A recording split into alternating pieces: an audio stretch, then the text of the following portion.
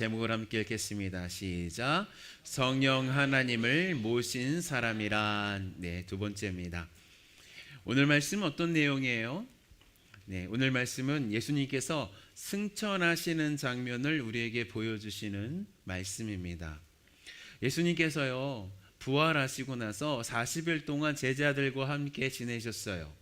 그리고 나서 그 지내시는 그 동안에 무슨 일을 하셨습니까? 하나님 나라와 복음을 가르쳐 주시는 그 사역을 예수님께서는 40일 동안 제자들과 함께 하셨습니다. 그리고 나서 그렇게 하나님 나라와 복음을 다 가르쳐 주신 후에 사람들을 모으시고 어디로 모으셨을까? 감난산으로 모이셨어요. 모으시고 갑자기 당신의 몸을 하늘로 띄우셨습니다. 그리고 구름이 예수님을 가리워서 보이지 않게 하셨습니다. 그 말씀이 9절 말씀이죠. 우리 9절 말씀 함께 읽겠습니다. 시작.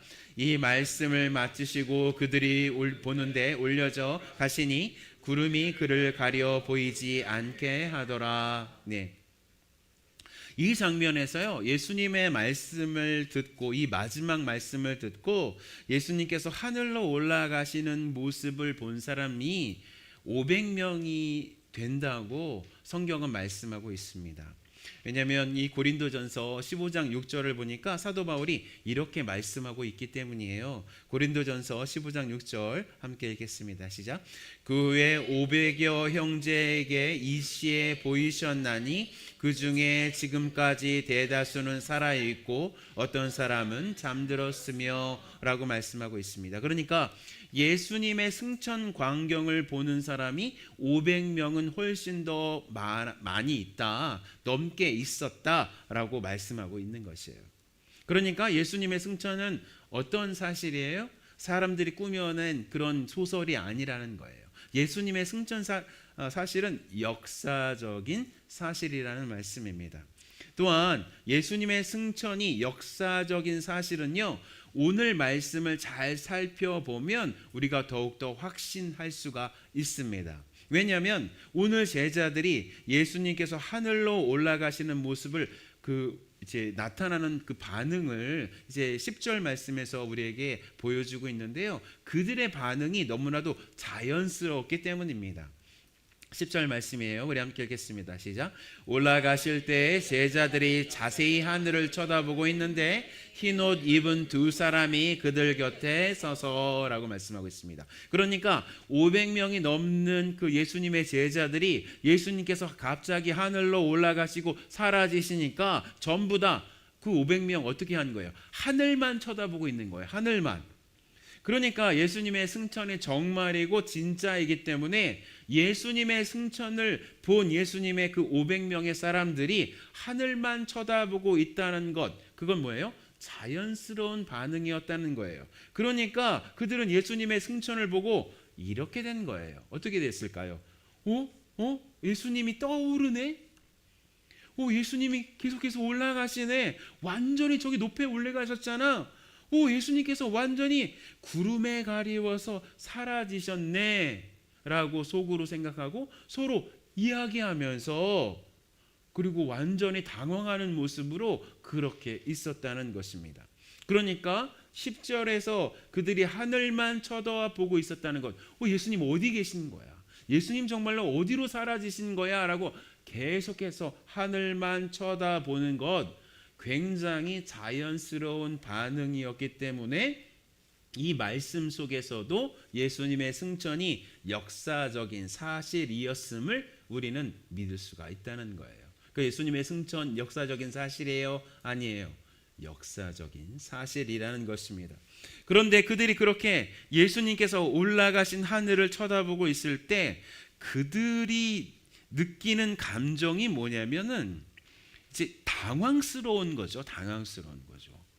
갑자기 예수님이 그냥 하늘로 올라가셔서 사라지셔가지고 완전히 당황스러운 그런 모습을 띠고 있는데, 그런데 이렇게 예수님께서 하늘로 올라가셨을 때 그들이 느끼는 또 하나의 감정은 또 무엇이었을까요? 허무함이었습니다. 허무함. 그들이 느끼는 감정이 왜 허무함이었을까요? 그들의 마음을 잘 이해해야 그들이 느끼는 감정이 허무함이었음을 우리는 잘 알 수가 있습니다. 그들이 예수님께서 죽음에서 부활하시자 그들은 어떤 것을 기대했다고 말씀드렸어요. 이스라엘의 진정한 왕으로 등극하기를 정말로 원하고 원했습니다. 왜냐하면 예수님께서 다 하셨잖아요. 그죠? 고난도 당하셨잖아요.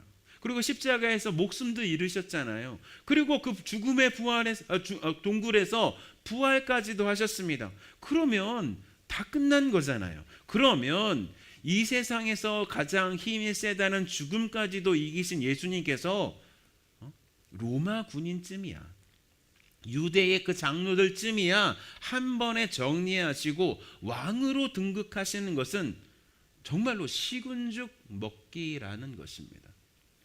그래서 예수님의 제자들은 부활하신 예수님께 이제 빨리 이스라엘 나라 회복하셔야 한다고 은근히 그리고 대놓고 압박을 했다는 것입니다. 같은 저번 주 말씀과 같은 말씀이죠. 6절 말씀이죠. 함께 읽겠습니다. 시작. 그들이 모였을 때 예수께 여쭈어 이르되 주께서 이스라엘 나라를 회복하심이 이때이니까 하니라고 말씀하고 있습니다. 그러니까 그들이 아무리 복음과 하나님의 나라에 대해서 부활하신 예수님으로부터 며칠 동안 무려 40일 동안이나 가르침을 다 받았다고 하더라도 그들은요, 예수님께서 가르치신 복음, 예수님께서 가르치신 하나님의 나라 하나도 한 개도 그들의 머릿속과 그 마음속에 남지 않았다는 거예요. 그러니까 아무리 예수님께서 약속하신 성령을 기다리라고 말씀하셨어도 그들 마음속에는요, 뭐만 남은 거예요.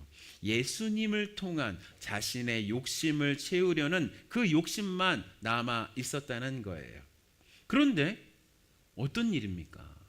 자신들이 원하는 반대 방향으로 예수님께서 행동을 하신다는 거예요. 자신은 정말로 예수님께서 저기 예루살렘에 있는 그 로마 총독의 관저에 쳐들어가서 완전히 한 번에 끝내시고, 그리고 이스라엘의 그 장로들, 대제사장들 일료로 세워놓고 너네들 회개해야 된다, 일장 연설하시고 권능으로 당신의 그 모든 힘을 보여주셔야 하는데 그렇게 하지 않고 어떻게 하는 거예요? 하늘로 올라가신다는 거예요. 여러분, 또한 그들이 가지고 있었던, 그러니까 예수님께서 승천하셨기 때문에 그들이 가지고 있었던 그 감정은 또한 무엇이었을까요? 두려움이었습니다. 두려움. 예수님 어떻게 하셨어요? 예수님은요, 제자들에게 삶의 방향을 가르쳐 주시고 또 제자들을 어떻게 하셨어요? 보호해 주셨습니다. 그렇게 늘. 그리고 예수님 어떻게 했어요? 제자들이 배가 고플 때 음식을 만들어 내시는 분이시잖아요. 음식을 만들어 내 주셔서 제자들을 먹이시는 분이 누구셨어요? 예수님이셨습니다. 그리고 예전에 아무리 바리새인들과 그 당국자들이 제자들에게 시비를 걸었어도요, 예수님이 어떻게 하셨습니까? 당신께서 가지고 계시는 완전한 지혜로요, 그들의 그 코를요 완전히 납작하게 눌러 주셨던 분이 누구예요? 예수님이십니다. 그런데 이제 그들을 보호해 주실 예수님께서 하늘로 사라지신 것입니다. 그때 그들이 느끼는 정서는 이제 예수님께서 사라지신 이 상황 속에서 자신들은 어떻게 살아야 하고 어떻게 보호를 받을 수 있을까라는 그 두려움을 느낄 수밖에 없었다는 것입니다. 그러니까 예수님의 제자들은 어떤 사람들이에요? 어떤 상태에 있는 것입니까? 아주 어린 나이에 자신의 부모를 잃은 고아와 같은 마음을 느끼면서 하늘을 쳐다보고 있었다는 것입니다. 그런데 제자들이 그 당황스러운 마음, 그 허무한 마음, 두려운 마음, 홀려 남겨진 것 같은 그 마음을 하나님께서, 예수님께서 모르시고 계셨을까요? 하나님께서는요, 그들의 마음을 정확하게 알고 계셨습니다. 하나님께서는 제자들의 당황스러운 마음, 허무한 마음, 두려운 마음을 진정시키시려고 어떻게 하셨어요? 천사를 보내셔서 약간의 책망의 말씀을 하셨습니다. 11절 말씀입니다. 우리 함께 읽겠습니다. 시작. 이르되 갈릴리 사람들아 어찌하여 서서 하늘을 쳐다보느냐? 너희 가운데서 하늘로 올려지신 이 예수는 하늘로 가심을 본 그대로 오시리라 하였느니라 라고 말씀하고 있습니다. 하나님께서는 제자들이 당황하고 허무하게 느끼고 두려워하는 마음에 완전히 사로잡혀서 계속해서 하늘만 바라보고 있을 것을 아셨기 때문에 이미 누굴 파송했습니까? 제자들에게 하나님의 찬사를 파송하셨던 거예요. 그들은 빛나는 옷을 입었기 때문에 그 누구도 그 옷을 빛나게 만들 수 없는 사람은 없는 거예요. 그러니까 빛나는 옷을 입고 있다는 것 자체가 그들이 누구를 뜻한다고요? 하나님의 천사를 뜻한다는 것을요, 하나님의 제자, 예수님의 제자들은요 너무나도 잘 알고 있었다는 것입니다. 그리고 이제 예수님께서 올라가신 그 하늘을 쳐다보는 것이 아니라 예수님께서 하신 말씀을 잘 기억해서 그대로 순종해야 할 것이 아니냐라고 천사를 통해서 말씀하신 것입니다. 예수님께서요, 제자들이 이렇게 당신께서 하늘로 올라가실 때 당황해 하실 것도 아셨고, 두려워할 것도 아셨고, 허무해 할 것도 미리 아셨습니다. 그렇죠? 미리 아셨다고요? 성경이 우리에게 말씀해 주고 있습니다. 요한복음 16장 5절에서 6절 말씀입니다. 함께 읽겠습니다. 시작. 지금 내가 나를 보내신 이에게 가는데 너희 중에서 나더러 어디로 가는지 묻는 자가 없고 도리어 내가 이 말을 함으로 너희 마음에 근심이 가득하였도다 라고 말씀하고 있습니다. 그러니까 예수님께서 승천하실 때 그들이 이렇게 당황해하고 두려워하고 근심스러워할 것을 다 아셨는데도 이 예수님께서는 하늘로 승천하셨을까라는 그 질문을요 한번 심각하게 해보아야 합니다. 우선 우리는 예수님께서 제자들이나 우리들에게 당신께서 승천하신 것이 훨씬 더 유익이라고 말씀하여 주셨습니다. 어떤 좋은 유익이 우리에게 있길래 이렇게 말씀해 주셨을까요? 우리 요한복음 16장 7절 말씀 우리 함께 읽겠습니다. 시작. 그러나 내가 너희에게 실상을 말하노니 내가 떠나가는 것이 너희에게 유익이라. 내가 떠나가지 아니하면 보혜사가 너희에게로 오시지 아니하실 것이요 가면 내가 그를 너희에게로 보내리니. 아멘. 이것이 바로 예수님께서 하늘로 승천하신 후에 예수님께서 당신께서 사랑하시는 제자들에게 누굴 보내주신다고요? 약속의 성령을 보내주시는 것이 우리들에게 그리고 예수님의 제자들에게 더욱더 큰 유익이라고 말씀하시는 이유인 것입니다. 그렇다면 예수님께서요 제자들과 우리를 떠나서 하늘로 올라가신 것은 바로 누구를 보내주시기 위해서요? 성령 하나님을 보내주시기 위해서라는 말씀입니다.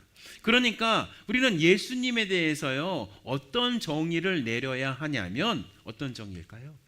예수님께서는 우리에게 성령을 보내주시는 분이라는 말씀입니다. 우리 함께 따라하겠습니다. 예수님께서는 성령을 우리에게 보내주시는 분. 네, 그렇습니다. 그렇습니다. 그렇다면 저는 지금 계속해서 성령 하나님에 대해서 말씀을 전하고 있어요. 저번 주 말씀을 잘 기억나셔야 됩니다. 성령 하나님, 우리에게 오신 성령 하나님, 도대체 성경은 어떤 분이시라고 말씀하고 있어요?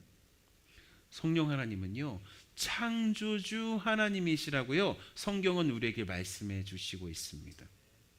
보이는 것과 보이지 않는 것들을 만드신 분이 누구시라고 말씀하고 있습니까? 바로 성령 하나님이라고 말씀하고 있는 것입니다. 창세기 1장 2절 말씀입니다. 우리 창세기 1장 2절 말씀을 통해서 성령 하나님이 우리에게 어떤 분이신지 완전히 잘 와닿아야 합니다. 함께 읽겠습니다. 시작. 땅이 혼돈하고 공허하며 흑암이 깊음 위에 있고 하나님의 영은 수면 위에 운행하시니라 라고 말씀하고 있습니다. 우리 2절 보니까 하나님의 영이 수면 위에 운행하셨다고 말씀하셨는데 이 운행하신다는 말씀의 원어는요, 우리 다음 슬라이드 보시면 라하프라는 단어입니다. 그런데 이 라하프라는 단어는 원래 새가 알을 품고 탄생시킨다는 뜻이 있는 것입니다. 그러니까 지금 성령 하나님께서 누구를 품고 있는 거예요? 온 우주를, 온 세상을, 그러니까 보이는 세상, 보이지 않는 세상을 누가 품고 계시는 거예요? 성령 하나님께서 품고 계시는 것입니다. 그러니까 삼위일체 중에, 제가 감히 그렇게 말씀드리기 없죠. 삼위일체 하나님 중에 한 위를 차지하고 계시는 성령 하나님께서 창조주 하나님이 맞다는 말씀을 아주 그냥 성경 처음부터 우리에게 말씀하고 있는 말씀이 바로 창세기 1장 2절 말씀인 것입니다. 그러니까 성부 하나님께서는요, 이 모든 창조를 계획하셨어요. 그리고 성자 하나님께서는요, 당신의 권능으로 이 모든 창조를 실행하셨어요. 그리고 성령 하나님께서는 성자 하나님께서 만드신 이 모든 만물을 품고 보존하시고 탄생하게끔 낳으셨다는 말씀입니다. 그러니까 성령께서는 삼위일체 하나님으로서 이 모든 창조 활동이 뭐예요? 주인이시라는 말씀입니다. 또한요, 성령께서는 이 모든 우주를 창조하시는 창조주이실 뿐만 아니라 우리의 창조자, 우리 자신. 우리 집사님 성함이 어떻게 되십니까? 홍수님 집사님 아니십니까? 전웅재가 제 이름 아닙니까?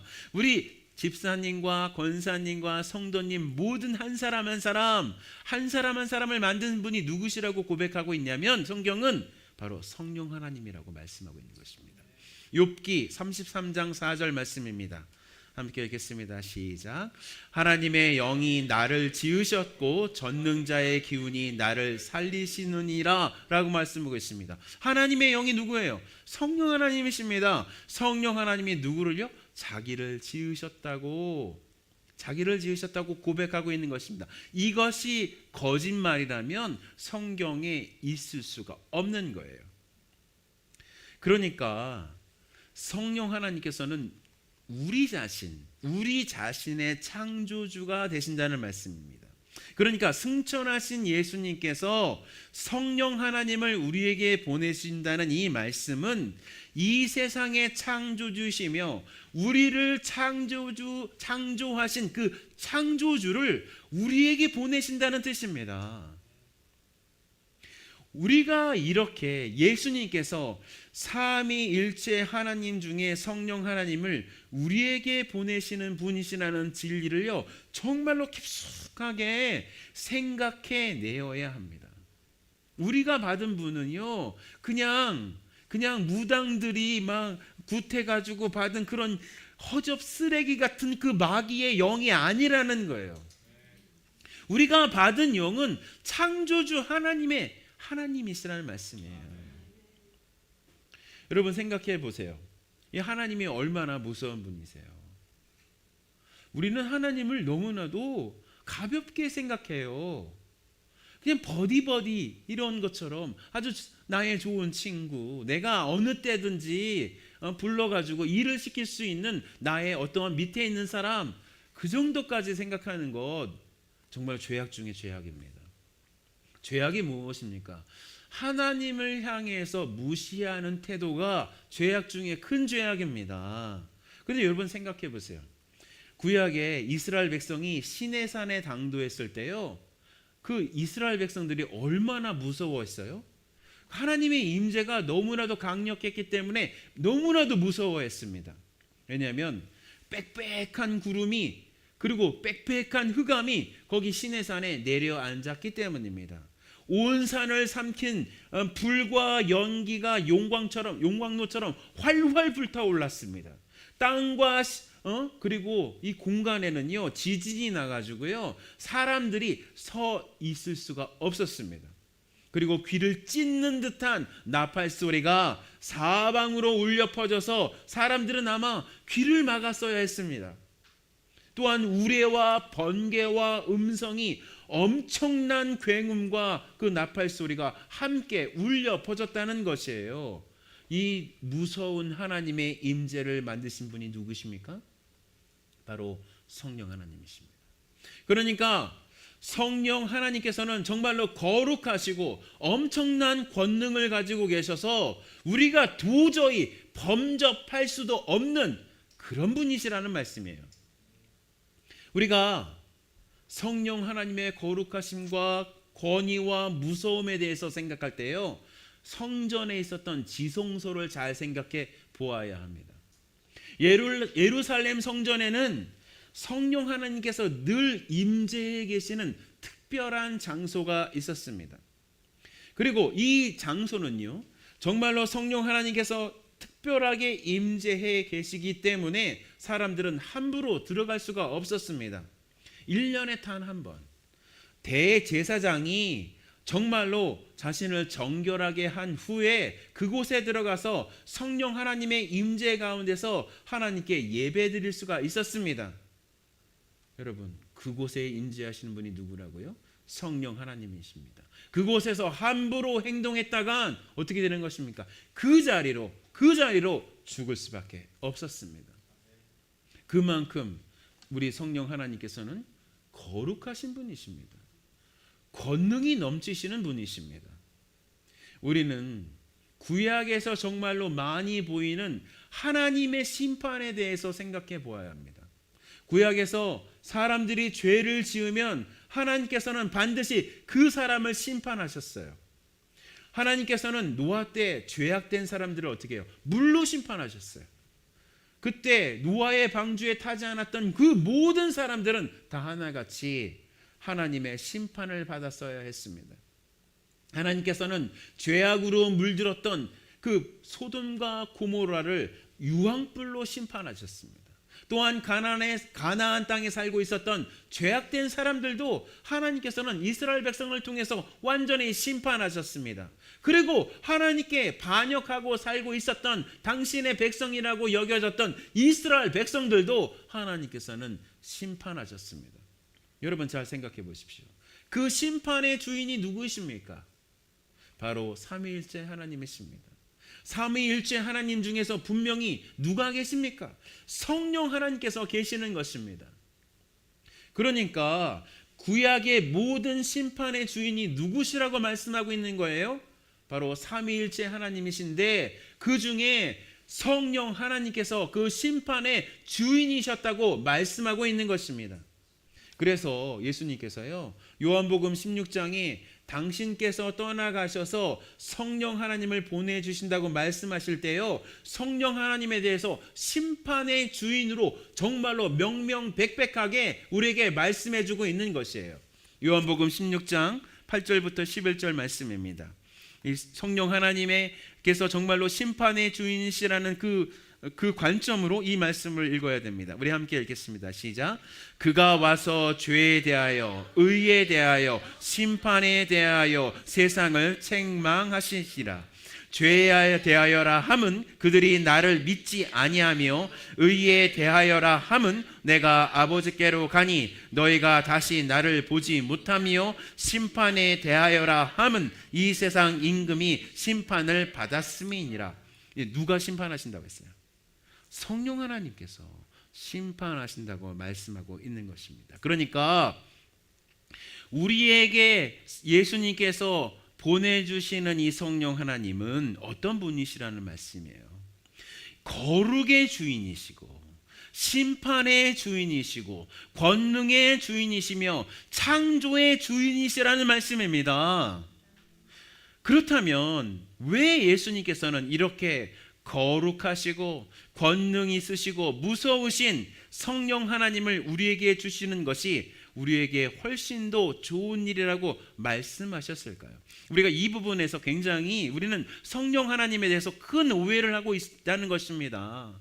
마치 능력을 받는 것이 성령 하나님을 받는 것처럼 생각하고, 은사를 받는 것이 마치 성령 하나님을 받는 것처럼 생각하고, 우리가 원하는 것을 이루어지는 것, 그것 자체가 성령 하나님을 받는 것이라고 오해하는 것 그 자체가 뭐예요? 죄악된 태도라는 것입니다. 여기에서 우리가 돌아서야 된다고 성경은 우리에게 말씀하고 있는 것이에요. 그런데 왜 이렇게 성령 하나님이 우리에게 오신 것이 예수님보다도 훨씬 더 우리에게 좋은 것이라고 말씀하십니까? 우리에게 성령 하나님께서, 우리의 그 권능이 넘치시는 이 세상의 창조주이신 성령께서 우리에게 거하셔야만 우리가 하나님의 영원한 자녀가 되기 때문입니다. 우리는 예수님을 믿기 전에는 어떤 대상이었습니까? 우리는 이렇게 무섭게 심판하시는 성령 하나님의 심판의 대상이었습니다. 그런데 그렇게 삼위일체 하나님의 그 성령 하나님을 예수님께서 보내주셔서, 아버지 하나님께서 보내주셔서 우리가 하나님의 심판의 대상이 아니라 우리가 성부 하나님을 누구라고 부릅니까? 우리의 아버지라고 부를 수 있게 된다는 것입니다. 우리의 아빠가 되신다는 것입니다. 그러니까 우리는 어떠한 존재가 되는 거예요? 하나님의 가족이 되어진다는 것입니다. 갈라디아서 4장 6절에 이렇게 말씀하고 있습니다. 여러분들이 딸이라면 여기 아들 부분을 딸로 바꿔가지고 읽으시면 되겠습니다. 함께 읽겠습니다. 시작. 너희가 아들임으로 하나님이 그 아들의 영을 우리 마음 가운데 보내사 아버지라 부르게 하셨느니라. 그러니까 누굴 때문에? 누가? 성령 하나님께서 우리 가운데 계시기 때문에. 그 성령 하나님 누가 보내주셨다고요? 예수님께서 보내주셨기 때문에 우리로 하여금 그 성부 하나님을 무서워하는 대상이 아니라 어떤 대상? 우리의 아빠로 부를 수가 있게 되었다는 말씀입니다. 여러분, 또한 데살로니가 전서 4장을 보니까 예수님께서 재림하실 때 우리가 어떻게 되는 것이에요? 믿는 사람들은 어떻게 되는 것입니까? 우리도 영광스럽게 부활되어서 예수님을 맞으려고 공중에 들림을 받는다고 정확하게 말씀하고 있습니다. 데살로니가전서 4장 16절부터 17절 말씀입니다. 함께 읽겠습니다. 시작. 주께서 호령과 천사장의 소리와 하나님의 나팔 소리로 친히 하늘로부터 강림하시리니 그리스도 안에서 죽은 자들이 먼저 일어나고 그 후에 우리 살아남은 자들도 그들과 함께 구름 속으로 끌어올려 공중에서 주를 영접하게 하시리니 그리하여 우리가 항상 주와 함께 있으리라 라고 말씀하고 있습니다. 우리가 왜 예수님의 재림 때 영광스럽게 부활할 수 있습니까? 왜 우리가 예수님께서 공중에 재림하실 때, 하늘에 재림하실 때 공중에 들림을 받아서 우리의 왕이신 예수님을 만날 수 있습니까? 예수님을 믿는 우리에게 성령 하나님께서 계시기 때문입니다. 우리 안에 계신 성령 하나님께서 우리를 하나님의 자녀로 증거하시기 때문에 부활할 수가 있는 것입니다. 이 세상의 창조주이시자, 이 세상의 심판자이시자, 하나님의 권능 그 자체이시자, 하나님의 거룩 그 자체이신 성령 하나님께서 우리를 하나님의 자녀로 인정하시는데, 우리 안에 계시는데 그 누가 방해할 수 있겠습니까? 그 누가 딴지를 걸 수 있겠습니까? 그럴 수 없다는 것입니다. 믿으십니까? 그렇다면 왜 우리가 하나님의 일에 열심을 내야 합니까? 예수님께서 보내주신 성령 하나님을 받은 우리가 하나님의 가족이 되었기 때문입니다. 어떻게 성부 하나님을 아버지라고 부를 수 있겠습니까? 성령 하나님께서 계시기 때문입니다. 우리는 예수님께서 공중에 재림하실 때 하나님의 가족으로서, 하나님의 가족의 일원으로서 어떤 분에게는 예수님이 어떤 분이실까요?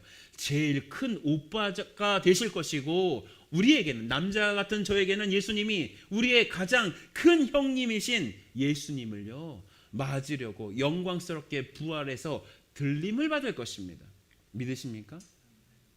우리의 제일 큰 오빠이자 우리의 가장 큰 형님이시자 우리의 왕이신 예수님을 맞이하기 위해서요. 우리는요. 그 일을 위해서 부르심을 받은 사람임을 믿으시기 바랍니다.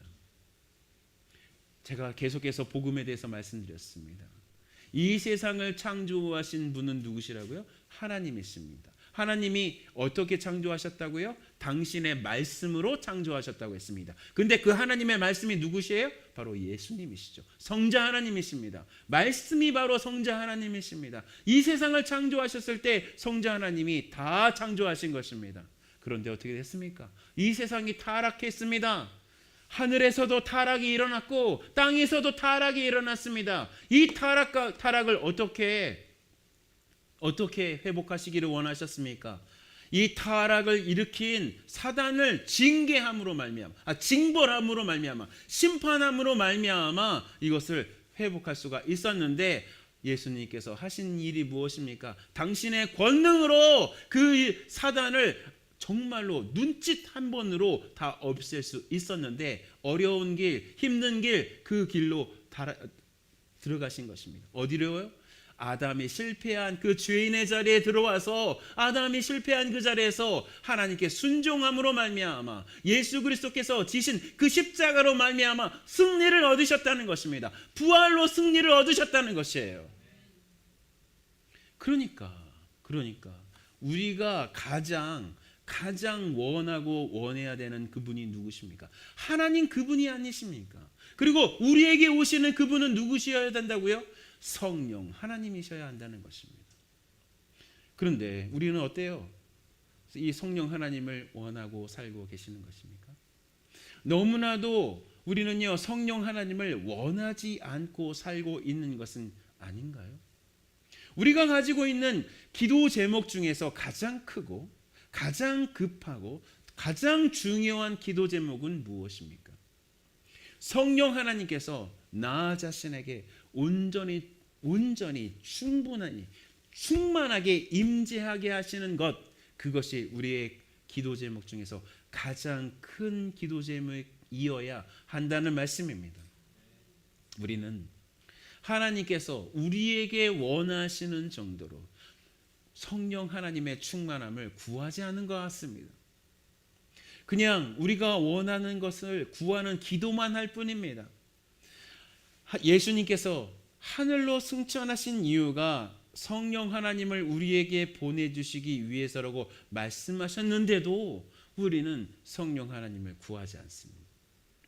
그냥 하나님 괴로운 거 조금 덜 괴롭게 해주세요.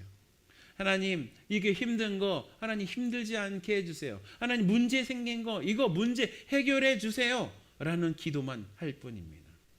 그런데요 정말로 냉정하게 생각해서 우리가 성령 하나님을 이렇게 구하지 않는 이유 중에 하나는 나 자신이 하나님의 자녀가 아닐 수 있기 때문입니다. 그럼 이럴 경우에는 정말로 큰일이 난 거예요. 왜냐하면 나 자신이 하나님의 자녀가 아니라면요 이건 정말로 큰일입니다. 이럴 경우에는 하나님의 심판의 대상이기 때문이에요.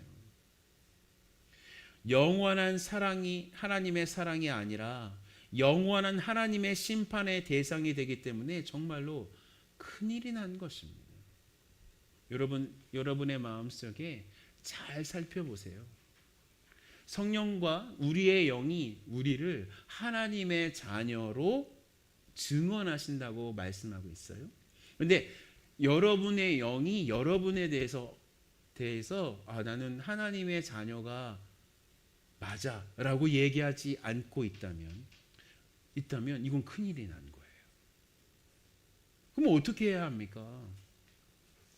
만약에 정말로 나 자신이 하나님의 자녀라는 확신이 들지 못한다면 여러분 그러면 정말로 정말 내가 하나님을 구하고 싶습니다. 난 예수님을 정말 구하고 싶습니다. 예수님 다시 한번 이 복음을 다시 한번 믿고 싶습니다. 믿게 해주시옵소서. 그리고 성령 하나님 저에게 정말로 와 주세요라고 기도해야 되는 건 아닙니까? 내 안에 성령 하나님과 나의 영이, 나 자신이 하나님의 자녀라는 것을 확실하게 증언하고 있지 않다면 이 일을 해야 한다는 것입니다. 그렇다면 만약에 그런 확신을 갖고 계신 분이 있다면 그러면 그런 분들은 어떻게 해야 합니까? 성령 하나님을 또한 간절히 구하고 또 구해야 하는 것입니다. 그리고 그 성령 하나님으로부터 영원한 생명을 보장받아야 하는 것입니다. 여러분, 우리 인생의 문제가 무엇입니까? 우리 인생의 모든 문제는요, 성령 하나님으로 충만하지 않았기 때문에 생기는 문제입니다. 답은 아주 정해져 있습니다. 내가 가지고 있는 문제가 해결되어지는 것은요, 정말로 지극히 소수입니다. 내 문제가 아무리 있고 우리 삶 속에 정말로 힘듦이 있고 그리고 정말로 나의 소원이 있더라고 하더라도 그 모든 것을 뛰어넘을 수 있는 유일한 길이 무엇이냐면 성령 충만밖에 없는 거예요. 하나님의 충만밖에 없는 것입니다.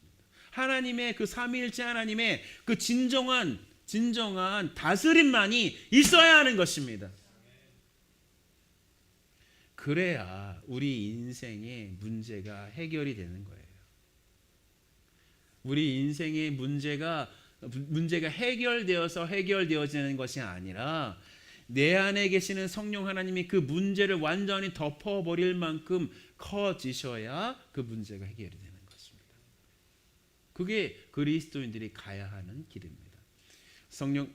예수님께서 승천하신 다음에 약속하신 것이 무엇이에요? 성령 하나님을 주시겠다는 약속입니다. 그러므로 우리가 그 성령 하나님을 구하는 것은 당연하다는 것입니다. 여러분, 성령 하나님을 구하십니까?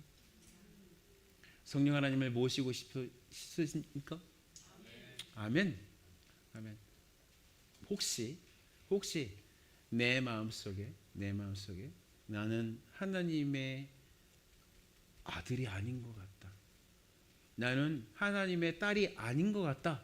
라는 그런 생각이 든 분이 있다면 여러분 이 기도를 함께 따라 하시면 좋겠습니다. 함께 우리 정말로 그 성령 하나님을 맞이하는 이 놀라운 기도를 우리 따라 했으면 좋겠습니다. 기도하였으면 좋겠습니다. 따라 하세요. 하나님 아버지, 아이고 그렇게 해서는 안 되시죠. 한 목소리로 하셔야죠. 하나님 아버지, 저는 죄인입니다. 하나님을 무시하면서 사는 죄인입니다.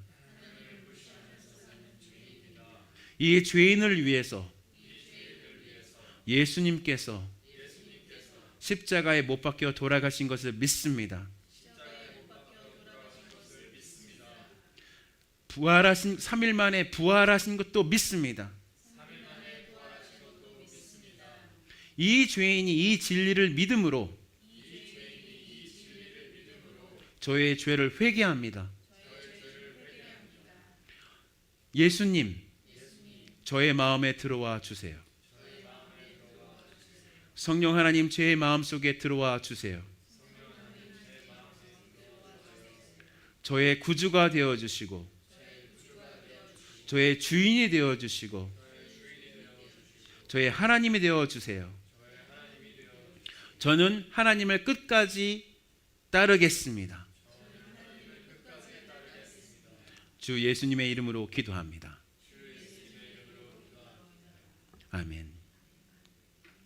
우리 다 일어나셔서 보혈을 지나 찬송하시고